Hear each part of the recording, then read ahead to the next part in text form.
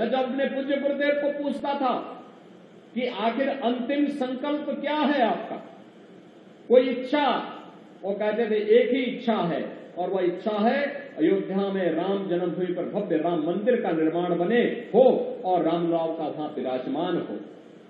मैं जब भी अन्य पूज्य संतों से, पूज्य वामदेव जी महाराज से बातचीत करता था, मैं पूछता था महाराज जी कोई इच्छा, तो एक ही बात कहते थे।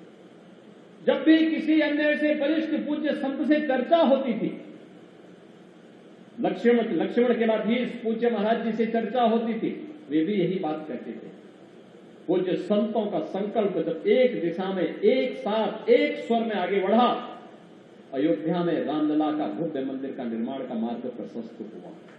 और यही मैं आज कहना चाहता हूं, यही मैं आप सबसे कहना चाहता हूं। आप दुनिया की तस्वीर वर्तमान में देख रहे होंगे, कुछ तो हमें इन चीजों को देखना पड़ेगा, क्या है इन सब का कारण। आज भारत के तमाम पड़ोसी चल रहे हैं, मंदिर तोड़े जा रहे हैं, चुन चुन करके हिंदुओं को निशाना बनाया जा रहा है,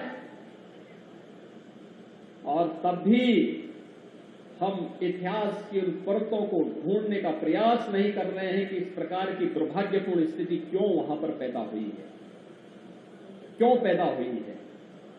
और इसलिए बहनों भाइयों, हम याद करें, जो समाज इतिहास की गलतियों से सबक नहीं सीखता है, उसका उज्जवल भविष्य पर भी ग्रहण लगता है। सनातन धर्म पर आने वाले संकट के लिए फिर से एकजुट होकर के कार्य किए जाने की आवश्यकता है। इसके लिए एकजुट होकर के लड़ने की आवश्यकता है। राम मंदिर का निर्माण यह केवल मंजिल नहीं है, एक पड़ाव है, पड़ाव है, और इस पड़ाव को आगे भी निरंतरता देनी है, क्योंकि सनातन धर्म की मजबूती इन सब अभियानों को एक नई गति देता है।